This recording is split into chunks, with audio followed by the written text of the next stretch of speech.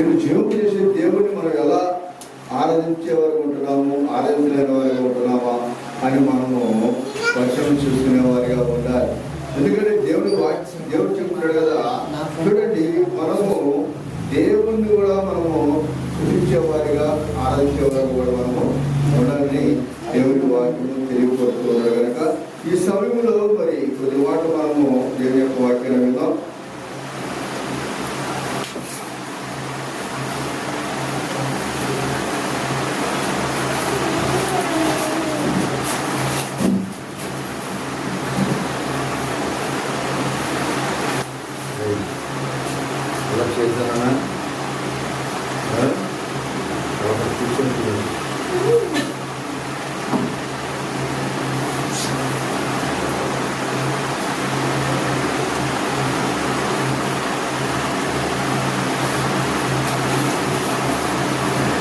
దేవుని స్తోత్రం.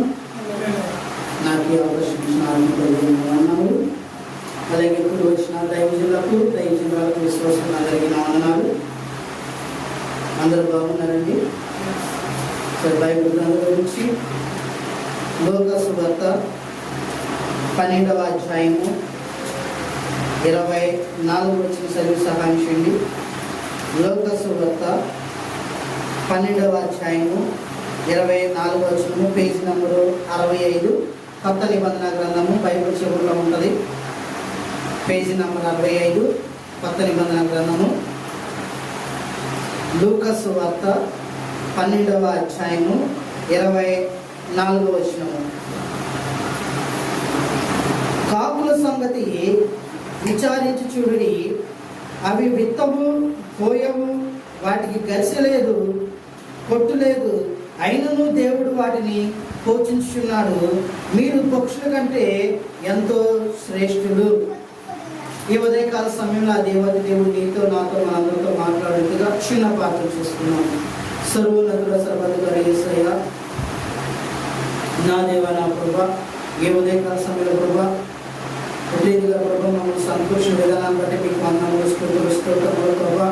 నా దేవ నా ప్రభు కూడా పాటలు మీరు తోడుగా మహిమపడుతున్నారు. మీరు నమ్ముచున్నాను ప్రభా. వాక్య పరిశుభ్ర ప్రభా, నీ దీనికోసం నేను అల్పుడను, అభాగ్యుడను, ఎందుకు పనికిరాని వాడిని, వట్టివాడిని, మట్టివాడిని కాదు అయ్యా. నన్ను మరుగుపరచని మీరే మాట్లాడండి. నీ జీవం కలిగిన మాటలు, నీ సత్యం కలిగిన మాటలు ప్రభా, నీ అమూలమైన మాటలు ప్రభా, నాకును మాకును మైకు అని శబ్ద యంత్రాలు ప్రతి ఒక్కరు ప్రభా ఆత్మ సమ్మతో చెప్తున్నమాట. చెవుగల వాడు విను కాక అన్నాడు. అటు రీతిగా వినగలిగి చెవులను, గ్రహించాల హృదయమును, నాకును మాకును మా అందరికీ దయచేసి ఈ సమయంలో మీరే తోడుగా ఉండి అధ్యక్షించమని త్వరగా రానున్న నజరేయుడైన యేసుక్రీస్తు అడిగి ప్రార్థించి వేడుకుంటున్నాం తండ్రి. ఆమేన్. దేవుని స్తోత్రం. హల్లెలూయా. దేవుని స్తోత్రం. అందరు ఇక్కడే ఉన్నారండి? కాబట్టి అందరు ఇక్కడే ఉన్నారా? ఎక్కడే ఉన్నారా? ఇంకెక్కడ ఉన్నారా? సరే, అయితే కొద్ది నిమిషాలు మన మనసులకి, మన హృదయాలకి స్పీడ్ బ్రేకర్లు వేసి మన ఆలోచన, మన చూపు దేవుని పెట్టేవారిగా ఉంది. చదవబడి వాక్య భాగము లూకా సువార్త 12వ అధ్యాయము 24 వచనం. మరొకసారి చదవండి అమ్మా. కాకులను సంగతి విచారించి చూడుడి, అవి విత్తము పోయవు, వాటికి గరిసె లేదు, వాటికి పొట్టు లేదు, అవి వాటిని పోషించున్న దేవుడు వాటికంటే శ్రేష్టమైన మిమ్మల్ని పోషించుడా అని మనం ఆలోచించాలి. చూడని ప్రియమైన బిడ్డారా, ఇక్కడ మనం చూడాల్సింది ఏంటంటే మన జీవితంలో మనకెంతో చింత, వేదన అనేది ఉంది. మన జీవితం మొత్తం ఒక చింతల కాలం అన్నమాట. ఏమండి, ప్రతిదానికి విచారణ, ప్రతిదానికి చింత, ప్రతిదానికి ఏదో విధంగా ఆలోచన చేసే వారిగా మనము ఉంటాం.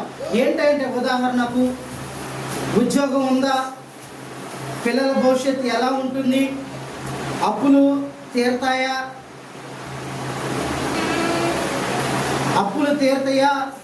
ఆరోగ్యం ఎలా ఉంటుంది. ఏమండి, ఈ ప్రశ్నలు ప్రతి ఇంట్లో వినిపించేవిగా ఉంటాయి. అవునా కదండి? ఇటువంటి ప్రశ్నలు ప్రతి ఇంట్లోనూ వినిపించేవిగా ఉంటాయి. అయితే చూడండి ప్రియమైన దేవుని బిడ్డలారా, ఈ పరిస్థితుల్లో యేసు ప్రభు ఒక ఆశ్చర్యమైన మాట మనతో చెప్తున్నాడు. ఏంటదండి? యేసుక్రీస్తు ప్రభు వారు లోక సువార్త ద్వారా మనకి ఒక ఆశ్చర్యమైన విషయాన్ని మనకు తెలియపరుస్తున్నాడు. ఆశ్చర్యకరమైన మాట మనకు తెలియపరుస్తుంది. ఏంటయ్యా ఆ మాట అంటే, కాకులను విచారించి చూడుడి. ఎవరినండి? కాకులను విచారించి చూడుడి అన్నాడు. కానీ సింహాన్ని విచారించమన్నాడా, లేదా గద్దను విచారించమన్నాడా, లేదా నెమలిని విచారించమన్నాడా? వాటన్నిటికంటే అల్పమైనది ఏంటంటే కాకులను విచారించి చూడుడి అంటున్నాడు. చూడండి ప్రియమైన బిడ్డారా, కాకులను ఎందుకు విచారించి చూడమన్నాడు అనేది ఈరోజు మన ధ్యానం. ఏమండి? బైబిల్ గ్రంథంలో దేవుడు కాకులను ఎందుకు విచారించి చూడమన్నాడు అనేది ఈరోజు మన ధ్యానం. చూడండి ప్రియమైన బిడ్డారా, విచారించి చూడుడి అంటే ఏమిటి? విచారించి చూడుడి అంటే ఏమిటంటే ప్రియమైన బిడ్డారా, యేసు ప్రభువు వారు అంటున్నాడు, ఒక్కసారి చూడండి అనలేదు అక్కడ. అదేనండి, అంతే మనం చదువుకున్న వాక్య భాగము. కాకులను విచారించి చూడుడి అన్నాడా, లేకపోతే కాకులను చూడండి అన్నాడా? అంటే విచారించి చూడండి అన్నాడు. అంటే విచారించడం అంటే గమనించడం, ధ్యానించడం. ఏమండి? దేవుని కార్యాన్ని గుర్తించడం. అర్థమైందండి? విచారించి చూడడం అంటే ఏంటి? ఆ కాకి విషయం గమనించడము, దాని విషయమే ధ్యానించడము, దాని గురించి, దేవుడు చేసిన కార్యం గురించి మనము ఆలోచన చేసేవారిగా ఉండాలి. ప్రకృతి దేవుని గురించి బోధించే గొప్ప పాఠాలను మనం తెలుసుకునే వారిగా ఉండాలి. చూడండి, మనకు తెలిసి కాకి ఎటువంటిదండి? ఏమండి? కాకి ఎటువంటిది? అల్లరిది. అవునండి, దొంగది. అల్లరిది, దొంగది. అవును కాదండి?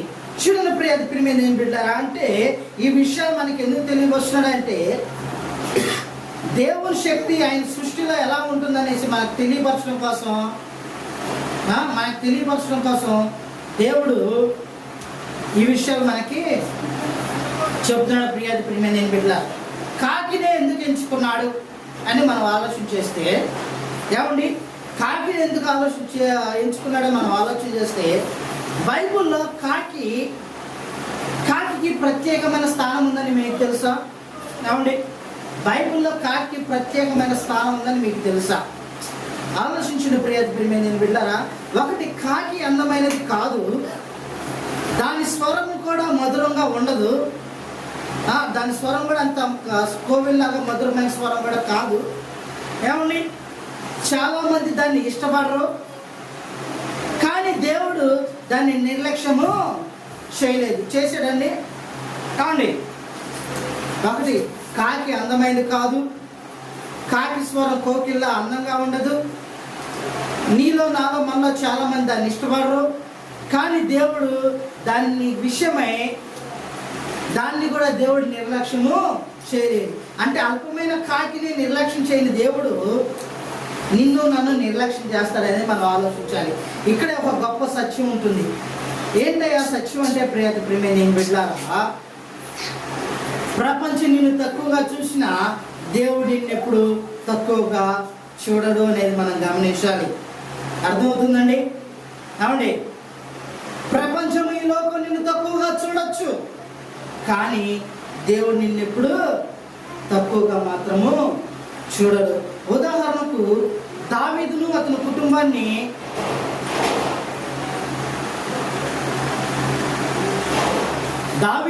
అతని కుటుంబం కూడా పెద్దగా పట్టించుకోలేదు, కానీ దేవుడు అతన్ని రాజుగా ఎంచుకున్నాడు.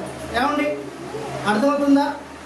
దావీదు వారి కుటుంబంలో చిన్నవాడు. యెషయా కుమారులు 7 తర్వాత 8వ వాడిగా పుట్టినవాడు దావీదు. అయితే తన కుటుంబం కూడా దావీదుని హీనంగా చూసింది, దావీదుని పట్టించుకోలా, అడవిలో గొర్రెలు కాయడానికి పంపించింది. కానీ దేవుడు ఏం చేశాడంటే, మనుషులు రూపాన్ని చూస్తాడు కానీ దేవుడు హృదయాన్ని చూస్తాడని మనకి అర్థమవుతుంది. ఏమంటే సమూయేలు ప్రవక్తని యెషయా ఇంటికి పంపించాడు. యెషయా కుమారుడు పలానా చోట పలానా గ్రామంలో యెషయా అనే వ్యక్తి ఉంటాడు, అతనికి కుమారుల్లో ఒక కుమారుడు నేను అభిషేకించబోతున్నానంటే సమూయేలు ప్రవక్త వెళ్ళాడు. వెళితే ఆ యెషయాని కలిస్తే తనకున్న 7 కుమారులు వచ్చారు, ఒకరి తర్వాత ఒకళ్ళు. ఆ బలంగా దృఢంగా వచ్చేసి ఈయనేమో ఎన్నుకున్నది అనుకుంటే దేవుడు అంటే ఈయన కాదు, ఇంకోటి వచ్చాడు ఈయన కాదు, ఇంకోటి వచ్చాడు ఈయన కాదు. అలాగే 7 వచ్చిన తర్వాత వీళ్ళు ఎవరు కాదని తెలిసి సమూయేలు అన్నాడు, ఇంకెవరైనా ఉన్నారా అని అడిగితే కనిష్ఠుడు ఒకడు ఉన్నాడు, అడవిలో గొర్రెలు కాస్తున్నాడంటే అతన్ని చూడాలంటే దావీదున్న స్థలానికి తీసుకెళ్తే దేవుడు అప్పుడు సమూయేలుతో అన్నాడు, మీరు మనుషుల పైరూపాన్ని చూస్తారు కానీ నేను వారి హృదయ అంతరంగాల్ని చూస్తాడు అనేసి మొదటి సమయంలో మనకి బైబిల్ గ్రంథంలో తెలియపరిచిన ప్రయాది నేను పెట్టారు. అంటే ఇక్కడ దేవుడు మన హృదయం చూస్తాడనే విషయం మనం ఆలోచన చేయాలి. ఇక్కడ మనం బైబిల్ గ్రంథం చెప్పిన విషయం ఏంటంటే కాకులకు గరిసె లేదు అని యేసు చెబుతున్నాడు. యేసు ప్రభువు అంటున్నాడు, కాకులకు గరిసె లేదు. వాటికి గరిసె అంటే వాటికి పొలాలు లేవు, గోధుమలు లేవు, బ్యాంకు ఖాతాలు లేవు, అయినా అవి ఆకలితో చనిపోవు. కానీ ఆలోచిస్తున్న ప్రయత్నం నేను బిడ్డారా, ఏమండి కాకులకి పొలాలు ఉంటాయండి, కాకులకి గోధుమలు ఉంటాయండి, వాటికి నీకులాగా నాకులా మనకు బ్యాంక్ అకౌంట్లు ఉంటాయండి, అయినను కానీ వాటిని ఎన్నడూ ఆకులతో చనిపోలేదు. ఎందుకు అని ఎందుకనంటే దేవుడు వాటిని పోషిస్తున్నాడు. అంటే ఇది సోమర్తనాన్ని పెంచడానికి ఒక పిలుపు కాదు కానీ ప్రియమైన బిడ్డలారా, ఇది దేవునిపై ఆధారపడే విశ్వాసానికి పిలుపుగా మనం ఆలోచన చేయాలి. ఏమండి అవి ఎలాగో పని చేయట్లేదు, అవి ఎలాగో కోయట్లేదు, ఏం ఎత్తట్లేదు, అవి పని చేయకుండా కూర్చుని దేవుడు వాటిని పోషిస్తున్నాడు కదా, నేను కూడా అలా పని చేయకుండా కూర్చుని దేవుడు నన్ను కూడా పోషిస్తాడేమోలే, అదే కదా వాక్యం చెప్తుందని అనుకుంటున్నామేమో ప్రియమైన దేవుని బిడ్డలారా. అలాగని కాదు, అలాగ సమర్థనంగా ఉండమని దేవుడు తెలియపరచలేదు. ఎందుకంటే బైబిల్ గ్రంథంలో సొలొమోనుకి సోమరి సీమల యొద్దకు పోయి వాటిని నడతను కనిపెట్టు అన్నాడు. అంటే సోమర్థనంలో ఉండొద్దు, కానీ దేవుడి మీద ఆధారపడాలనే విషయాన్ని మనకు తెలియవలసిన ప్రియమైన బిడ్డలారా. ఎందుకంటే మన దేవుడు పోషించే దేవుడని మనం ఆలోచించాలి. చూడండి, కీర్తనలో 147 అధ్యాయము 9వ వచనం చదివి సహాయం చేయండి. కీర్తనలు 147 అధ్యాయము 9వ వచనం చదివి సహాయం చేయండి. Page number 529. పశువులను అరుచుచుండు కాకి పిల్ల కాకులను ఆయన ఆహారం ఇచ్చుచున్నాడు. ఏమన్నా ఆయన ఏమంటున్నాడు? పశువులను అరుచు పిల్ల కాకులకు ఆయన ఆహారము ఇచ్చుచున్నాడు. అంటే చూడని ప్రియమైన బిడ్డారా, ఆయన పశువులకును కాకి పిల్లలకు మరపెట్టినప్పుడు వాటికి ఆహారం ఇచ్చుచున్న దేవుడు, కాకి పిల్లలను పోషించిన దేవుడు. ఏమండి నిన్ను నన్ను పోషించడా వాటికంటే శ్రేష్టమైన వారు కాదా మనం అనేసి బైబిల్ గ్రంథం తెలియవచ్చు. చూడండి, కాకి పిల్లలు దేవుడిని పేరు పెట్టి పిలుస్తాయండి, పిలవలేదు, కానీ వాటి ఆకలిని దేవుడు తెలుసుకుంటున్నాడు. అలాంటిది నీ ఆకలి దేవుడు తెలుసుకోడా, నీ అవసరతను దేవుడు తెలుసుకోడా అనేది మనం ఆలోచన చేయాలి ప్రియమైన బిడ్డలారా. అయితే నీ ప్రార్థన ఆయన వినడా అని బైబిల్ గ్రంథం తెలియపరుస్తుంది. అరుచి పిల్లకాకులను స్వరమిని వాటి ఆహారం ఇస్తున్న దేవుడు నీ ప్రార్థన వినడా? ఏమండి నీ కన్నీరు ఆయన చూడడా? ఏమండి ఖచ్చితంగా చూస్తాడు. ఏమండి అరుచి పిల్ల కాకులు చూసి వాటి ఆకలి చూసిన దేవుడు ఆయనకు ప్రార్థన చేసే నిన్ను, ఆయన ఎదుట మోకాలను కన్నీరు కార్చే నిన్ను, నీ ప్రార్థన ఆయన చూడాలంటే ఖచ్చితంగా ఆయన చూస్తాడు. కాబట్టి ప్రియమైన ఏం బిడ్డారా, మనం చింతించేవారిగా ఉండకూడదు. చూడండి, దేవుని చిత్తంపై నమ్మకాన్ని కోల్పోయేవారిగా మనము ఉండకూడదు. మన చిత్తం దేవునిపై నమ్మకాన్ని దొంగిలిచ్చేదిగా ఉంటుంది. కాబట్టి అట్లేదిగా మనము ఉండకూడదని బైబిల్ గ్రంథము తెలియపరుస్తున్న ప్రియమైన ఏం పెట్టారు. మొట్టమొదటిగా అపవాది అయిన సాతాను ఒకటి చేస్తాడు. ఏంటంటే సాతాను మొట్టమొదటిగా తీసుకునేది నీ డబ్బు కాదు కానీ ప్రియమైన ఏం పెట్టారా, నీ విశ్వాసాన్ని తీసుకుంటాడు అపవాది. అపవాది ఏం చేస్తాడంటే దేవుని మీద ఉన్న నమ్మకాన్ని, దేవుని మీద ఉన్న విశ్వాసాన్ని మొట్టమొదటిగా దొంగిలించేవాడిగా ఉంటాడు. దానివల్ల ఏంటి అంటే చింత, ఆలోచన ఇలా ఉంటుంది. మనం దేవుడు చూసుకుంటాడు అనుకుంటాం కానీ అపవాది మన విశ్వాసం లాక్కుని ఇలా అంటాడు. ఏమంటాడంటే దేవుడు చూసుకోడు అంటాడు. కానీ విశ్వాసం ఇలా ఉంటుంది, దేవుడు సమయానికి సమకూరుస్తాడు అనేసి. అర్థమవుతుందండి? అపవాది అంటాడు మన విశ్వాసాన్ని దొంగిలించడానికి అంటాడు దేవుడు చూసుకోలే అంటాడు. కానీ మన విశ్వాసం ఏముంటుంది అంటే సమయానికి దేవుడు సమకూరుస్తాడనే విశ్వాసం నీలో నాలో మనలో ఉండాలని బైబిల్ గ్రంథం తెలియవలసిన ప్రియమైన ఏం పిల్లారు. దీన్ని మన జీవితానికి అన్యాయం చేసుకుంటే, అన్వన్యం చేసుకుంటే ప్రియమైన ఏం పిల్లారా, ఈ రోజు కొందరు ఇలా అనుకుంటున్నారు, నా జీవితం సరిపోదు, నా అప్పులు ఎలా తీరుతుంది, నా పిల్లల చదువేలా, నా భవిష్యత్తు ఎలా, నా కుటుంబాన్ని నేను ఎలా పోషించుకోవాలి, నేను రోజంతా కష్టపడితే నాకు వచ్చేది అరాకొరా, నా జీవితం ఏంటి అనేసి ఆలోచన చేస్తున్నాను. యేసు చెబుతున్నాడు, ముందు కాకిని చూడు, కాకిని పోషించిన దేవుడు నిన్ను విడిచిపెడతాడా అని అడుగుతున్నాడు. ప్రియమైన దేవుని బిడ్డలారా, అదే కదండి మన వాక్య భాగము. అని లోక సువార్త 19వ అధ్యాయం, క్షమించండి,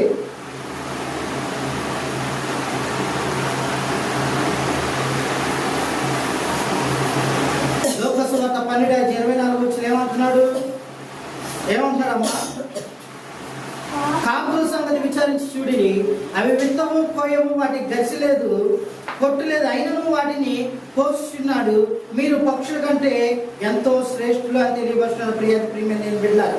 అంటే మన జీవితంలో కూడా నా జీవితం సరిపోదులే, నా కుటుంబంలో అప్పులు ఎలా తీరుతాయి, నా పిల్లల చదువులు ఎలా, నా ఉద్యోగ పరిస్థితి ఏంటి అనేసి చింతపడకుండా దేవుని మీద ఆలోచన పెట్టుకొని దేవుని వైపు చూస్తే ఆయన సమయానికి ఆదుకుంటాడనే ఒక నిరీక్షణ నీలో ఉండాలని బైబిల్ గ్రంథం తెలియవలసిన ప్రియమైన నేను పెట్టారా. చూడండి ఏమండి, చూడండి ప్రియమైన నేను బిడ్డారా, దేవుడు దాన్ని పోషించున్నాడు, నన్ను ఇంకా ఎందుకు, దానికంటే ఎక్కువగా నన్ను ప్రేమిస్తున్నాడు అనే విషయాన్ని మనము తెలుసుకునే వారిగా ఉండాలి. ఏమండి, దేవుడు నన్ను ప్రేమిస్తున్నాడు అని మనం తెలుసుకోవాలి. ప్రియమైన నేను బిడ్డారా, చూడండి, దేవుడు చిన్న వాటిని కూడా మర్చిపోలేదు. దేవుడు చిన్న వాటిని కూడా మర్చిపోలేదు. నేను మర్చిపోతాడా? ఏమండి, ఆలోచించండి. మనలో ప్రతి ఒక్కరు ఇలా అనుకుంటాం, ఎప్పుడు చింతించే వాళ్ళగా ఉంటున్నాం. ఏంటంటే ఆరోగ్యం గురించి తగ్గుతుందా, విశ్వాసం మన విశ్వాసం బలపడగలవా, దేవునిపై నమ్మకం మనకు ఉండేదనే విషయాలు మనం ఏం చేస్తామంటే వాటిని విడిచిపెట్టే వారిగా మనము ఉండేవారిగా ఉంటున్నాం. వాటిని బట్టి మనం చింతించే వారిగా ఉంటాం. కాబట్టి ప్రియమైన నేను బిడ్డారా, ఈరోజు మనం ఇంటికి వెళ్ళిన తర్వాత ఒక కాకిని చూసిన ప్రతిసారి ఈ వాక్యం మనకు గుర్తు రావాలి. ఏ వాక్యం అంటే దేవుడు దాన్ని పోషిస్తున్నాడు, నన్ను ఇంకా ఎక్కువగా ప్రేమిస్తున్నాడు అనే మాట మన హృదయాల్లో పెట్టుకునే వారిగా ఉండాలి. నన్ను పోషించేది నా ఉద్యోగం కాదు, నా జీతం కాదు, కానీ నా దేవుడే. యాడయ్యా అనుకోవచ్చు, నీకు ఆరోగ్యం లేకపోతే నువ్వు ఉద్యోగానికి వెళ్ళగలవా? ఏమండి, నువ్వు చేస్తున్న పనిలో తగిన బలం లేకపోతే నువ్వు పని చేసుకోగలవా? నీకు ఉద్యోగం వెళ్ళడానికి నీకు ఆరోగ్యం ఇస్తున్న వాడు ఎవడు? నువ్వు పని చేసుకోవడానికి నీకు బలాన్ని ఇస్తున్న వారు ఎవరు? ఏమండి, హృదయాన్ని నీకు కొత్త రోజు ఇస్తున్న వారు ఎవరు? దేవుడే కదా. అది మనం ఆలోచన చేసుకోవాలి. చాలా మంది అంటారు, నా బలాన్ని బట్టే, నా ఉద్యోగాన్ని బట్టే నేను జీవిస్తున్నాను అనుకుంటారు. కానీ అలా మనం అనుకోకూడదు అనేసి ఇక్కడ కాకులను విచారించి చూడండి అంటున్నాడు. పెట్టాలి. చూడండి, మన చింత యావత్తు దేవుని మీద వేయాలి. మన చింతలలో, మన వేదనలలో మనం దేవుడి మీద ఆధారపడితే దేవుడు మనల్ని కాచి కాపాడేవాడిగా ఉంటాడు. కాబట్టి ప్రియమైన బిడ్డలారా, మనం దేవుని మీద ఆధారపడదాము. దేవుని మీద ఆధారపడి దేవుని వైపు చూసేవారిగా ఉందాం. ఇంకో విషయం చూస్తే ప్రియమైన బిడ్డలారా, కాకుల ద్వారా దేవుడు ఒక గొప్ప కార్యాన్ని చేసిన వాడిగా ఉన్నాడు. ఏంటి అంటే, కాకుల ద్వారా ఏలియాకి ఆహారాన్ని పంపించిన వాడిగా ఉన్నాడు. అలాగే ప్రియమైన బిడ్డలారా, కాకులను పోషించి దేవుడు నిన్ను పోషించడా, మనల్ని పోషించడా? ప్రతి దానికి మనం చింతపడే వారిగా ఉంటాం. బైబిల్ గ్రంథం ఈ విధంగా తెలియపరుస్తుంది. ఏమంటది? ఏమండి, చింతించడం వల్ల జానెడు మూరడు చేయగలవా అని బైబిల్ గ్రంథం ప్రశ్నిస్తుంది. అవునా కదండి? అలాగే మనం ప్రతి విషయంలో చింతపడే వారిగా ఉంటాం. అట్లా మనం చింతపడకుండా నీ చింత యావత్తు దేవుడి మీద వేస్తే, కాకులను పోషించిన దేవుడు వాటికంటే శ్రేష్టమైన నిన్ను నన్ను మనల్ని పోషించేవాడిగా ఉంటాడని బైబిల్ గ్రంథం తెలియపరుస్తుంది. కాబట్టి ప్రియమైన బిడ్డలారా, దేవుని చిత్తమైతే మరో సమయంలో చెప్పుకుందాము. ఈ క్లుప్త సందేశం దేవుడు దీవించి నీనా మన వినికిడిలో నింపును కాక. దేవుడి చిత్తమైతే ఈ కాకుల్ని దేవుడు ఎలా వాడుకున్నాడో కూడా దేవుడి చిత్తమైతే మనం వచ్చే వారంలో చెప్పుకుందాము. ఎందుకని దేవుడు కాకిల్ని చూసి విచారించమన్నాడనే విషయాన్ని కూడా మనము వచ్చే వారంలో చెప్పుకుందాం. ఎందుకని ఇవాళ చెప్పుకున్న విషయంలో ఈరోజు చెప్పుకున్న ఏం గమనించారు మీరు? ఏమండి, కాకులు కష్టకాలం దేవునికి మొరపెడుతున్నాయి కాబట్టి వాటిని పోషిస్తున్నాడు. నేను మనం కూడా కాకులు కూడా మొరపెట్టే వారిగా ఉండాలని ఏమండి వాక్యం తెలియదు. చూడండి, కాకు వచ్చి మన ఇంటి దగ్గర కావు కావు కావు అని వస్తుంది, మనకి ఎంత డిస్టర్బెన్స్ ఉండేది. అలాగే మన ప్రార్థనలు కూడా దేవుని ఎదుట అట్రీతిగా ఉండాలి. మన ప్రార్థనతో దేవుడిని విసిగిస్తే, ఏమండి, మన ప్రార్థనతో దేవుడు విసిగిస్తే నా బిడ్డ ఎంత చింతలో ఉన్నాడని ఆయన చూసి మన చింత యావత్తు ఆయన తీర్చేవాడిగా ఉంటాడు.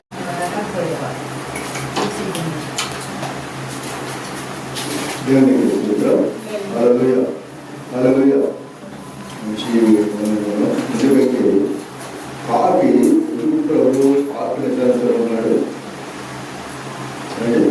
కాకులు ఎందుకు విచారించమన్నాడు అని చెప్పాలి.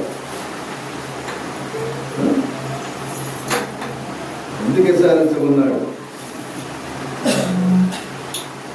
కాకులు పక్షుల కంటే మీరు శ్రేష్ఠులు కారా అన్నాడు. అంటే పక్షుల కంటే కూడా మనం ఎలాంటి వారు అంట? చాలా శ్రేష్ఠులు అంటారు. కానీ ఈ శ్రేష్ఠమైన మనము ఏమిటి? ఈ శ్రేష్ఠమైన మనము దేవుడి మాట వింటలేదు. ఎవరి మాట? అధికారుల మాట వింటాము, రాజుల మాట వింటాము. ఏమిటి?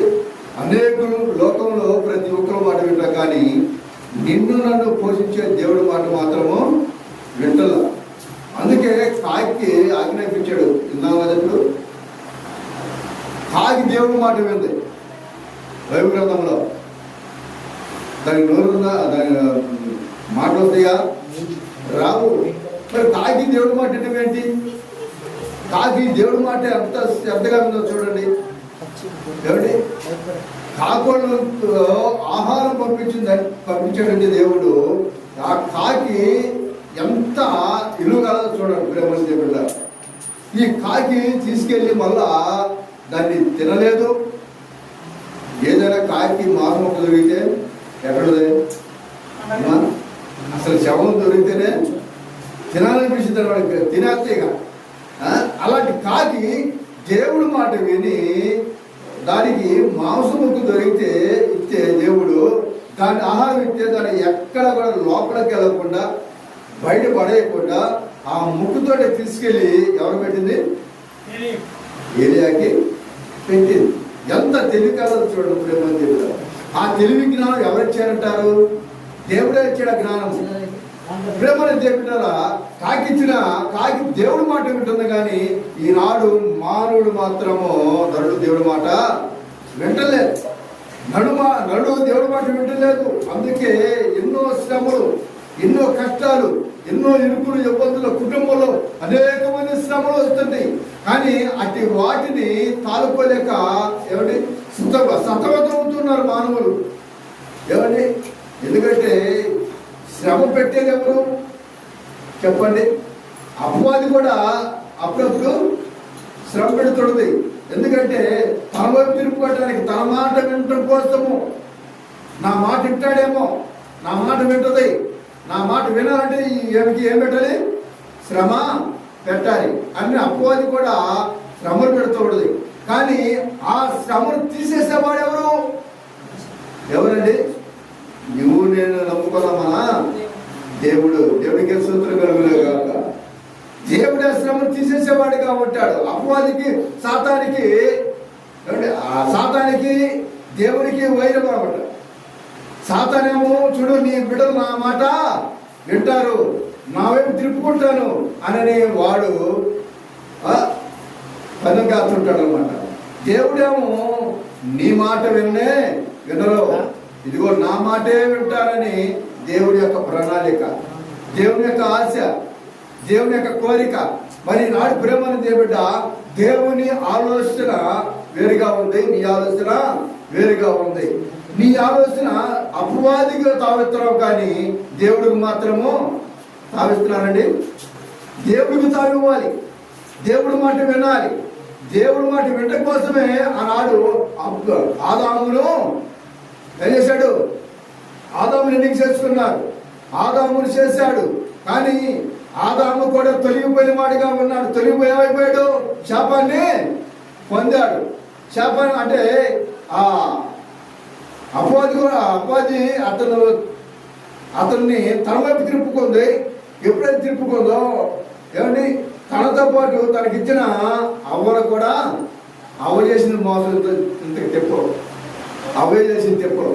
ఏమండి, అవ్వ చేసిన తెప్పులకు ఆదాము కూడా ఏమైపోయాడు? పడిపోయిన వాడిగా ఉన్నాడు. అందుకే ఆశీర్వాదమైన ఏమండి ఆ తోట నుంచి ఏమైపోయాడు?